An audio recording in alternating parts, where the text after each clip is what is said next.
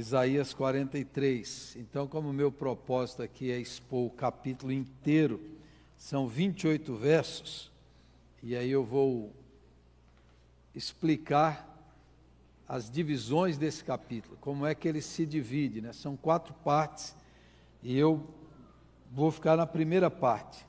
Mas Isaías 43, lembrando que esse é um texto, Isaías 40 em diante, é um texto que o exílio está acabando, o povo está saindo da escravidão, da Babilônia, do tempo do exílio, da distância de Israel, de Jerusalém, e eles estão voltando, e esse é um texto escrito para esse momento. O povo de Israel estava dizendo: Deus se esqueceu de nós, Deus não lembra mais da gente, acabou a nossa história. E aí esses textos maravilhosos, Deus reafirmando o seu chamado, a sua vocação, o seu propósito e o seu amor por esse povo.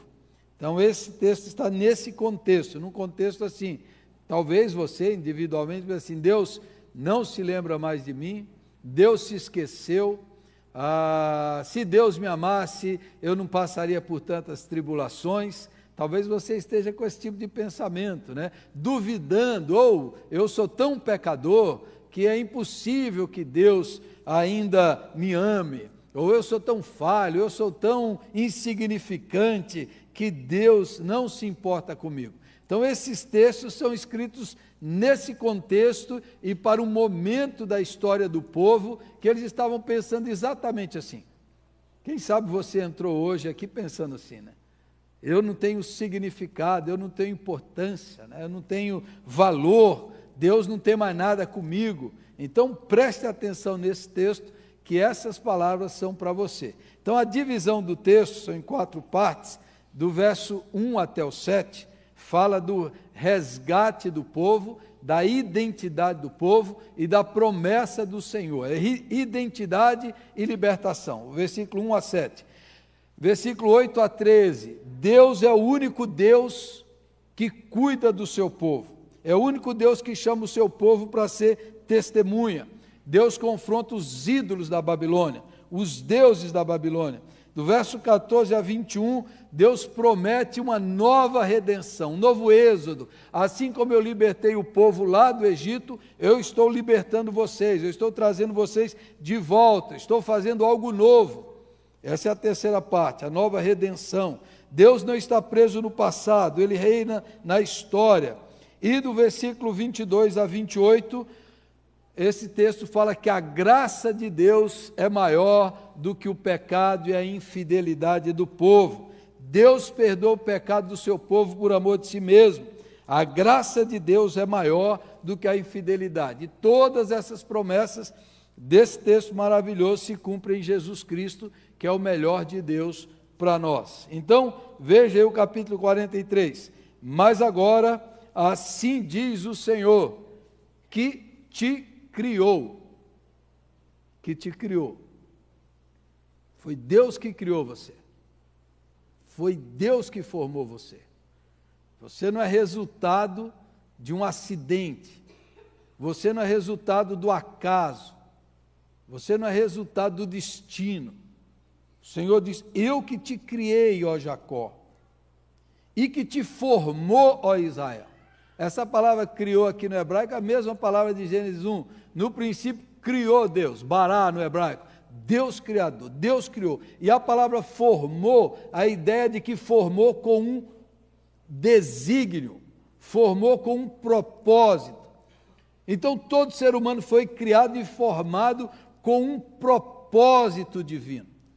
Deus formou você para fazer algo, para viver de determinada maneira. Então Deus criou e Deus formou, ou seja, há um planejamento. Há um planejamento, não estamos ao acaso, há um planejamento de Deus. Ele criou e Ele formou. E Ele diz, ó Israel, não temas. Não temas. Vai se repetir várias vezes. O povo estava com medo, medo do futuro, medo de ser abandonado, rejeitado, medo. As pessoas hoje estão escravizadas pelo medo. Uma pesquisa do IBGE mostrou que essa nova geração, uma coisa assim muito preocupante, geração de adolescentes do Brasil, é a geração mais triste da história. Pesquisa aqui no nosso país. Pré-adolescentes e adolescentes, um nível grande de tristeza, de medo. Medo do futuro, crise de identidade, falta de propósito, sem sonhos para viver.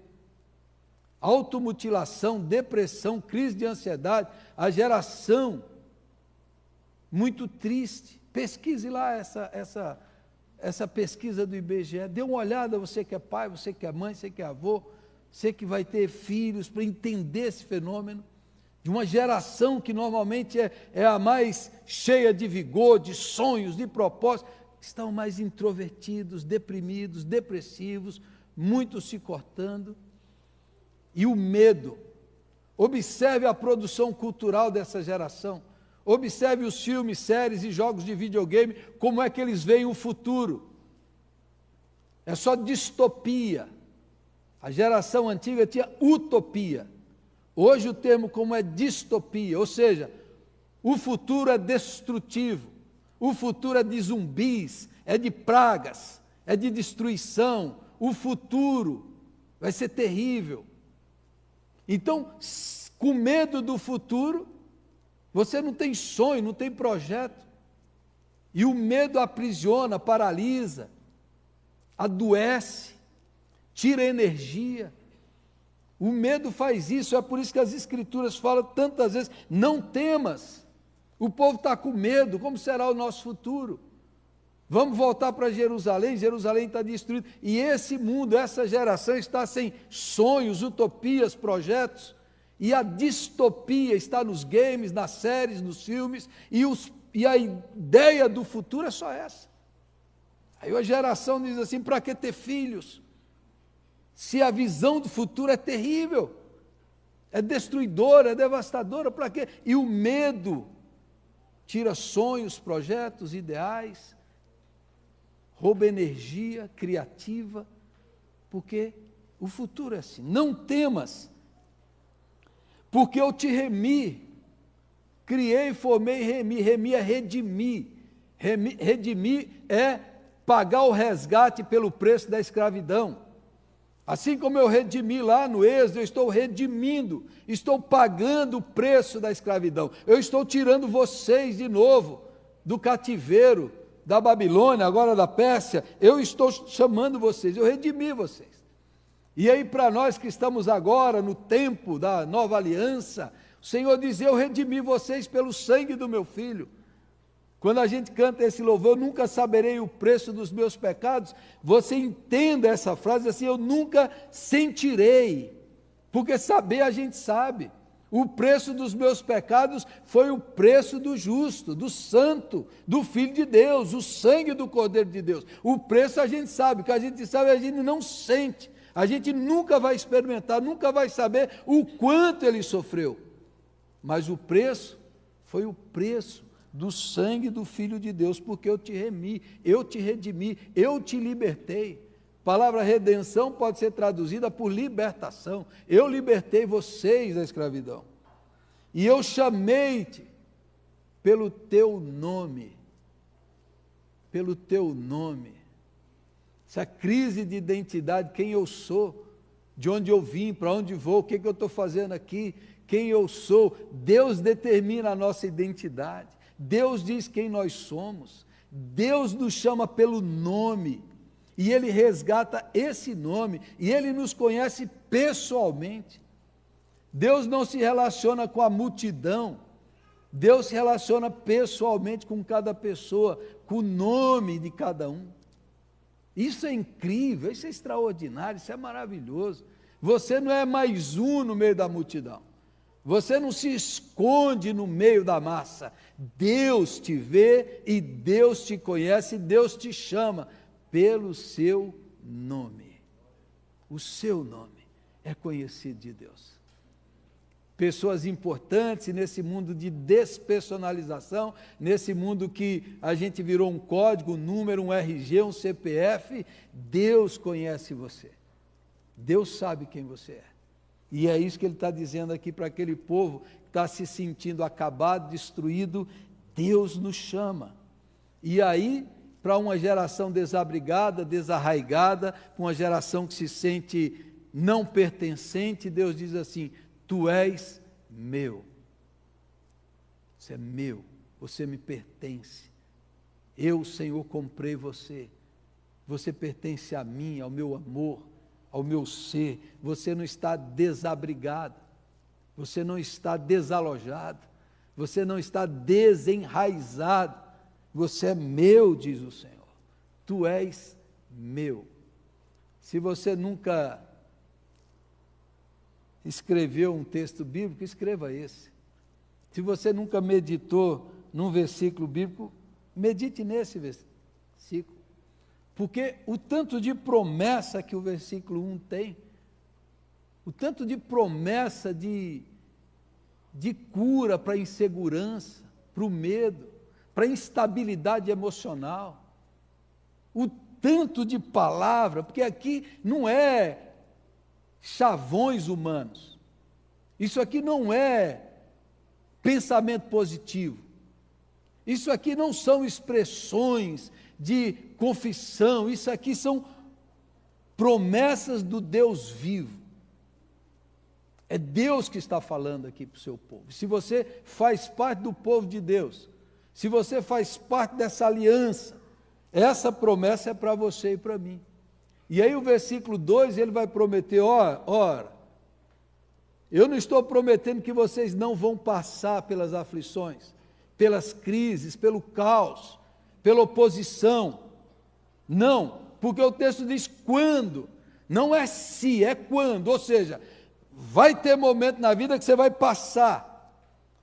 Águas significam caos.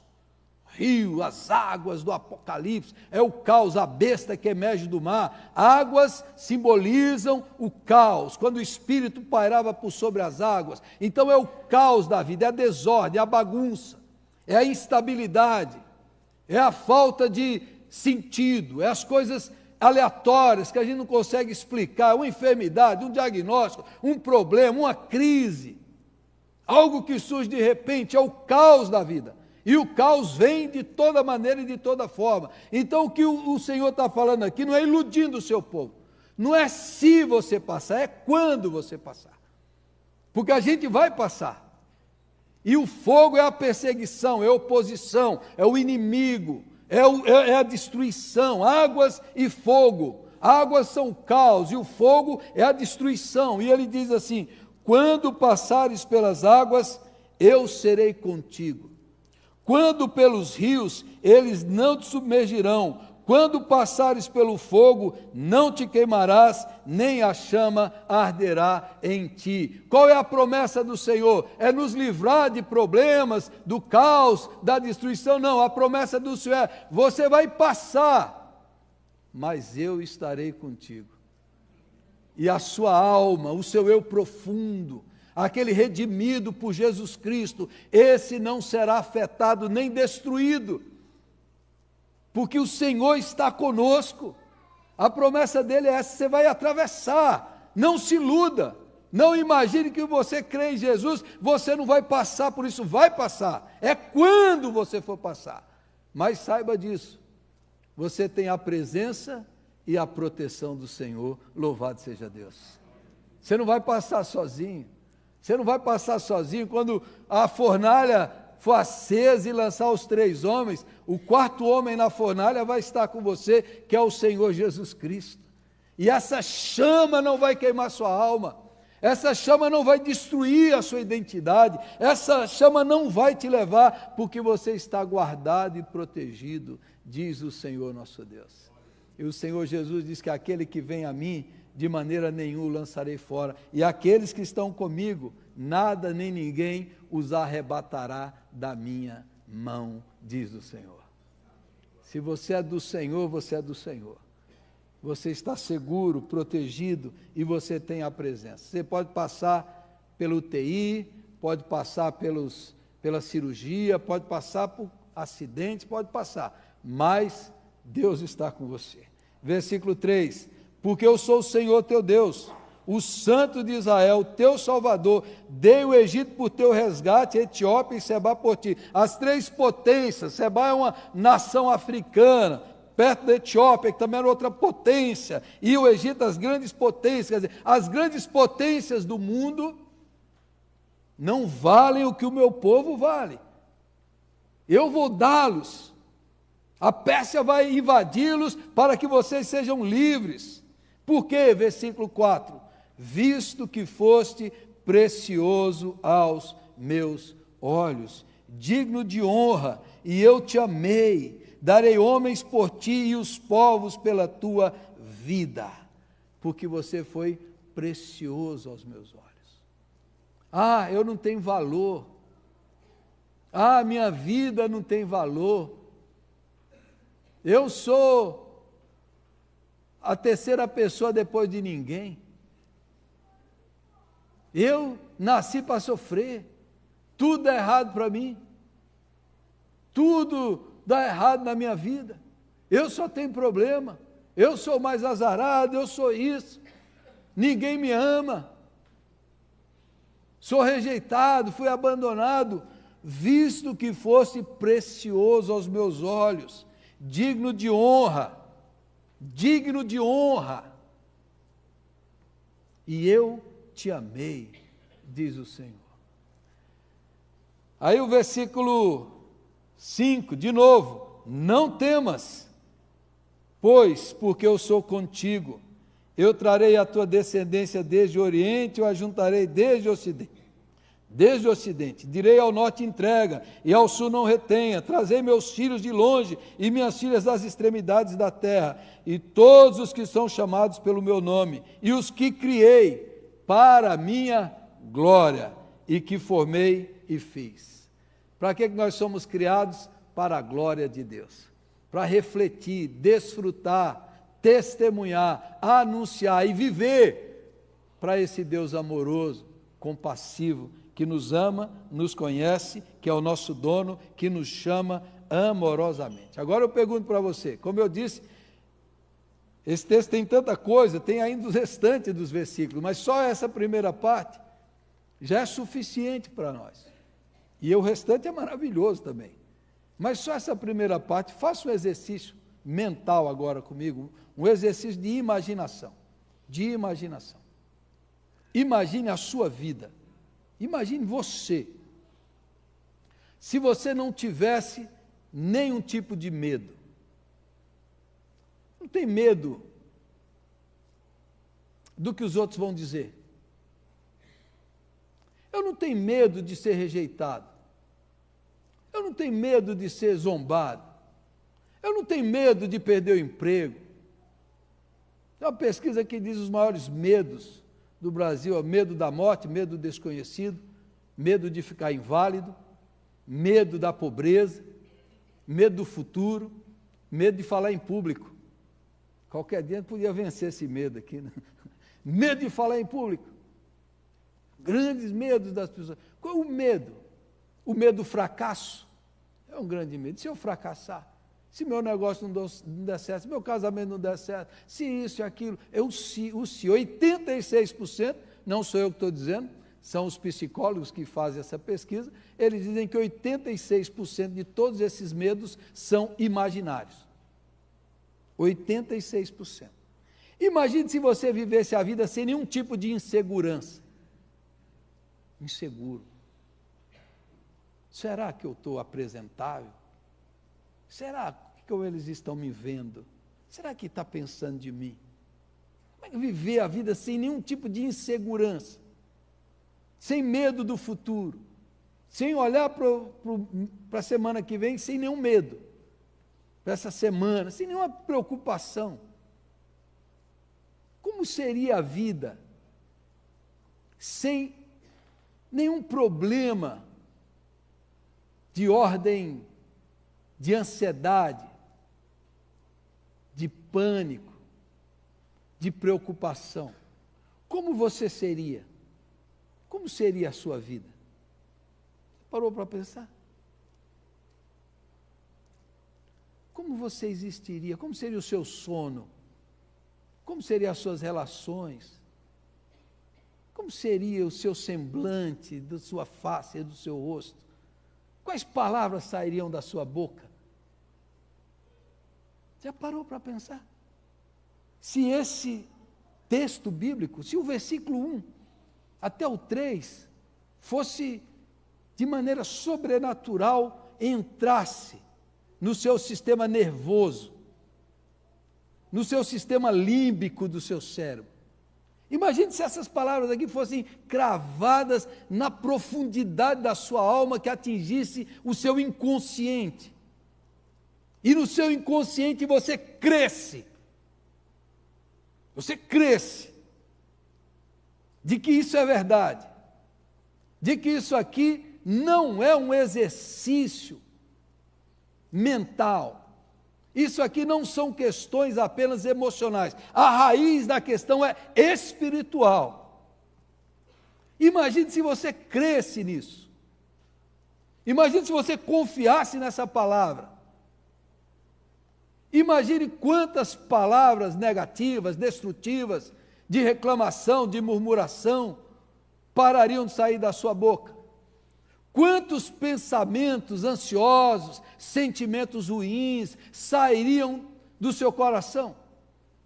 Pare para pensar se isso daqui entrasse nas entranhas do teu ser e você acreditasse nisso. Imagine como seriam seus sonhos à noite, cheio de pesadelo, de assalto, de onda de mar engolindo. Como seria? Porque o seu inconsciente foi invadido por essa promessa. Como seria a sua visão de futuro? Suas relações? O que você ia pensar? Porque você creu nisso. Vivendo assim, crendo nisso, só há uma vida plena, que é a vida de Jesus, que viveu plenamente essas promessas. Livre, leve, solto e desimpedido. E talvez o outro que chegou perto, o apóstolo Paulo, que na prisão, diante da morte, diante da execução fatal, vindo diante dele, ele diz: eu aprendi o segredo de viver contente em toda e qualquer situação. Nada pode me destruir. Eu tudo posso naquele que me fortalece. Eu sei passar por abundância quanto por fartura. Eu aprendi, eu sei. Eu tenho alegria, aquela alegria do Senhor que me invade, que me toma posse, que me domina, porque Ele experimentou isso nesses níveis mais profundos. Isaías 43, irmãos, é uma promessa maravilhosa, gloriosa. Eu quero citar para vocês só alguns outros versículos aqui que eu disse. Versículo 10, tudo isso. Vocês vão ser minhas testemunhas, diz o Senhor, o meu servo a quem escolhi, para que o saibais e me creiais e entendais que sou eu mesmo, e que antes de mim Deus nenhum se formou, e depois de mim nenhum haverá. Deus faz tudo isso para quê? Para que a gente dê testemunho, para que a nossa vida seja testemunha. Por que você está tão em paz? Porque Deus está comigo. Por que você recebeu esse diagnóstico e não está desesperado? Porque Deus está comigo. Você perdeu o emprego e você está alegre, por quê? Porque Deus está comigo. Porque Deus tem um propósito, porque Deus está comigo. Versículo 13, no final: ainda antes que houvesse dia eu era, e nenhum há que possa livrar alguém das minhas mãos. Agindo eu, quem o impedirá? Agindo Deus, quem vai impedir o Senhor Deus? E Ele resolveu agir em seu favor e em meu favor, por amor de nós, para a nossa salvação e para a comunhão com Ele. Deus faz tudo isso para que a gente tenha comunhão com Ele, comunhão com o Senhor, presença com o Senhor. Versículo 19: eis que faço coisa nova que está saindo à luz, porventura não percebeis? Eis que porei um caminho no deserto e rios no ermo. Deus aqui está lembrando, assim como eu tirei o povo do Egito, eu vou tirar vocês do cativeiro, E aí ele promete, só que agora eu vou fazer uma coisa nova. Uma coisa nova. Aí surge Ciro, novo imperador da Pérsia, que dominou a Babilônia, e de uma hora para outra o Ciro emite o decreto: Israel pode voltar para Jerusalém, pode reconstruir o templo, inclusive eu vou dar dinheiro para vocês reconstruírem o templo. De uma hora para outra. Então eu estou fazendo uma coisa nova. Deus que agiu no passado, no êxodo, no cativeiro, age hoje aqui. E agora preste atenção. Preste atenção. Imagine que hoje, o dia chamado hoje, porque Deus só age no dia chamado hoje. O dia de Deus é sempre o hoje. Imagine se hoje você tomasse uma decisão de viver uma vida nova, de viver cada dia confiando nas promessas do Senhor. Imagine se você tomasse uma decisão hoje de nunca mais viver ansioso, de nunca mais viver com medo, de nunca mais viver reclamando. Imagine se hoje, toda manhã, você lesse esse texto e tomasse posse dessa palavra. Essa palavra é para mim. E nunca mais maldizer o dia, nunca mais reclamar da circunstância, nunca mais maldizer ninguém, nunca mais projetar o futuro negativamente, nunca mais. Tipo esse hábito, do jeito que está, a coisa está feia, está difícil o negócio. Imagine se você tomou uma decisão. Deus cuida de mim, Deus está comigo, Deus me sustenta, Deus me ama, eu sou precioso aos seus olhos. Nunca mais se desmerecer, nunca mais se colocar inferiorizado diante de Deus, porque você é precioso aos meus olhos, você é digno de honra, diz o Senhor. Imagine você toma uma decisão hoje aqui, e vai fazer uma disciplina diária, uma higiene mental, na palavra de Deus, e nunca mais você vai reclamar, nunca. E todo dia agradecer, louvar, bendizer, exaltar. E crer nesse versículo. Você vê esse versículo, toda manhã você vai ler esse versículo para você. Tu és meu, diz o Senhor. Eu te criei, eu te formei, não temas. Eu estou contigo. Eu te redimi. Tu és precioso aos meus olhos. Imagine se hoje você toma essa decisão. O seu estresse vai diminuir, os níveis de cortisol no seu sangue vai diminuir, sua pressão vai melhorar, o colesterol vai baixar, você vai ter saúde física, mental, emocional, porque o seu espírito, a sua alma, creu no Deus que te criou e que te ama. A questão é, você acredita nisso? Você acredita nesse Deus? Você acredita que você tem valor aos olhos de Deus? Se você não tivesse valor, por que Jesus morreria naquela cruz? Se você não fosse digno, por que Jesus se sacrificaria naquela cruz? O que te torna inferior a qualquer outro ser humano? Talvez você diga assim, mas os meus pecados, eu sou tão pecador, e quem não é? Eu sou tão falho, mas quem não é? A questão é fé na palavra e na promessa. A questão é confiar nessa palavra. Veja o que diz o versículo 24 e 25. O povo não creu, o povo não confiou, o povo continuou duvidando. Não me compraste por dinheiro cana aromática, nem com a gordura dos teus sacrifícios me satisfizeste. Ou seja, deixaram de adorar o Senhor. Não me deste trabalho, mas me deste trabalho com os teus pecados e me cansaste com as tuas iniquidades. Eu mesmo, sou o que apago as tuas transgressões, por amor de mim e dos teus pecados, não me lembro mais. O povo não creu, o povo fez pecado, o povo não adorou, mas Deus diz, eu vou apagar os seus pecados, por amor de mim e dos teus pecados eu não me lembro mais. Deixa eu usar aqui a ceia como ilustração disso. Quando a gente toma a ceia, e eu digo aqui, esse é o sangue da nova aliança, Essa é uma aliança. A aliança do Antigo Testamento foi feita com os homens, Israel quebrou e falhou. Mas a aliança da nova aliança, a aliança do sangue de Jesus, ela foi feita entre o Pai e o Filho e o Espírito Santo. É uma aliança eterna. Todas as outras alianças representam, simbolizam, apontam para essa aliança, mas é uma aliança eterna de amor entre o Pai, o Filho e o Espírito Santo. E o Filho está na aliança com o Pai junto com o Espírito Santo. E essa é a aliança do sangue do Filho de Deus. E essa aliança aqui, você não pode quebrar, porque ela não é baseada nos seus pecados nem no seu comportamento. É por isso que quem nos salva não é o nosso comportamento. Quem nos salva é o sangue de Jesus. Essa aliança é inquebrável, essa aliança é eterna. Essa aliança foi estabelecida no conselho da eternidade entre as três pessoas da Santíssima Trindade.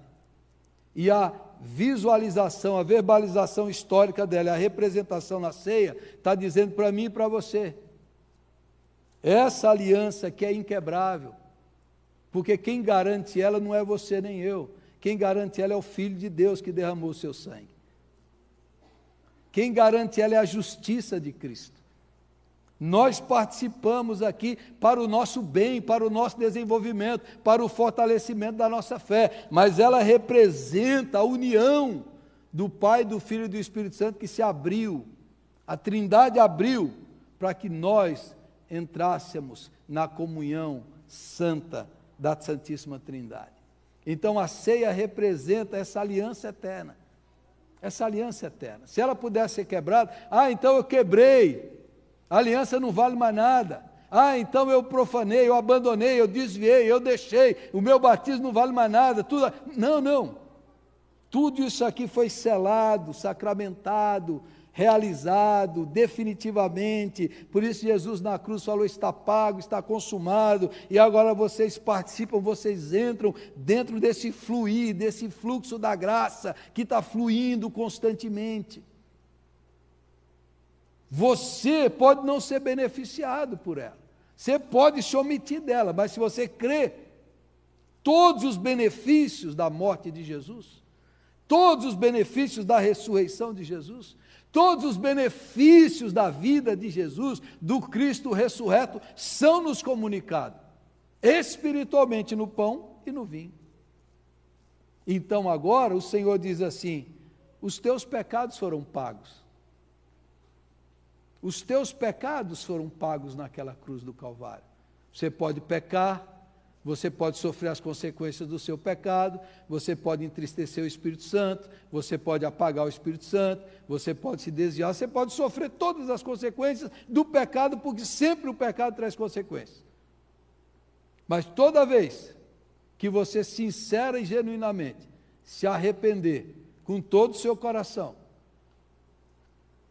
a aliança está disponível, acessível, fluindo, para todos aqueles que têm o coração quebrantado e contrito, para renovar a sua aliança, para renovar o seu pacto com Deus. Mas isso daqui é invencível, é indestrutível, é inquebrável, porque não depende de mim nem de você, depende do sangue da nova aliança. Os meus pecados já foram pagos. Por isso, continuar pecando e sofrendo consequências é falta de inteligência. Porque tudo está disponível, os recursos. Por isso, viver ansioso, viver preocupado, viver nervoso, viver com medo, viver inseguro, viver com baixa autoestima, viver deprimido, viver angustiado, tudo isso é não se apropriar do fluxo. O fluxo aqui é vida abundante, é vida vitoriosa, é vida santa, é vida maravilhosa, é vida plena, é vida saudável. O fluxo da ceia é para fluir para nós isso. Por isso que eu sou adepto de quanto mais santa ceia a gente puder realizar na igreja, melhor. Quanto mais você puder participar da comunhão do cálice, melhor para a sua vida espiritual. O fluxo está fluindo, a promessa está aqui. Essa é a palavra proclamada, lida e agora simbolizada, que entra dentro de nós. Agora imagine que essa palavra que eu li, que vai ser aqui simbolizada no corpo e no sangue, no Cristo vivo, se ela entrasse nos níveis mais profundos da sua vida. Imagine se ela entrasse nos seus hábitos, se tornasse a sua segunda pele. Imagine se isso aqui entrasse nos seus pensamentos e nos seus sentimentos, nos seus medos, nas suas fobias. Imagine se isso aqui dominasse você. Como seria a sua vida? Eu diria, seria bom demais. Por isso é que é verdade. Você vê que até os ditados nossos são pessimistas? É bom demais para ser verdade, não é? Eu diria para você, é bom demais, por isso que é verdade. O ser humano tem medo de acreditar que pode ser melhor, que pode viver o melhor, que pode experimentar o melhor de Deus. Mas é isso que Deus está dizendo para você e para mim nessa manhã. Imagine acreditar, imagine como seria a sua vida. Seria, como dizia Santo Agostinho, a vida do Filho de Deus seria um aleluia, dos pés à cabeça, você seria um aleluia. Ou seja, a sua vida seria louvor, do amanhecer ao anoitecer e sonhar os sonhos de Deus enquanto você dorme. Seria uma vida livre, leve, saudável, santa e gloriosa. A vida que Jesus tem para mim e para você. Você crê nisso? Vamos orar?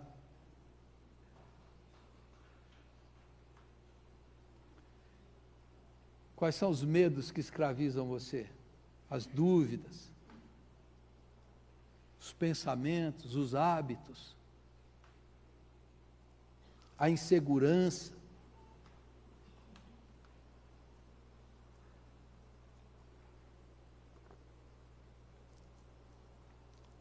Peça para o Espírito Santo mostrar para você como você seria um dia cheio da presença do Senhor dentro de você. Como seriam seus pensamentos, seus sentimentos, suas palavras, suas reações, a qualidade das suas relações.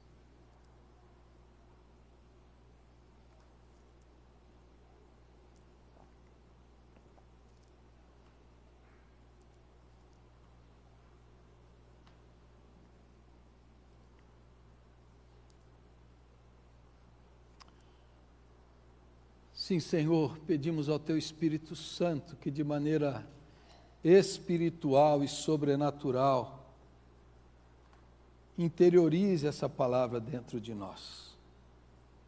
Há muitos medos que nos dominam, há muitas preocupações que nos assolam, há muitos hábitos que nós cultivamos que são destrutivos, hábitos mentais, hábitos relacionais que nos prejudicam, a nossa autoimagem, a nossa autoestima, as notícias ruins, as circunstâncias dessa terra, as notícias de guerra, fome, devastação que assustam, apavoram e infelicitam uma geração inteira. Senhor, nos ajude a crer, a nos apropriar, tomar posse dessa promessa do Deus que diz, eu te criei, do Deus pessoal que diz, eu te formei, eu te redimi com o sangue do meu Filho, tu és precioso aos meus olhos, eu te chamei pelo nome, tu és meu, aleluia. Senhor, não há nada mais glorioso, não há nada mais extraordinário, não há nada mais terapêutico, não há terapia nessa terra que cura mais do que essa verdade. A nossa identidade, Senhor, é o Senhor quem diz e determina. Louvado seja Deus. O nosso futuro está nas tuas mãos. Louvado seja Deus.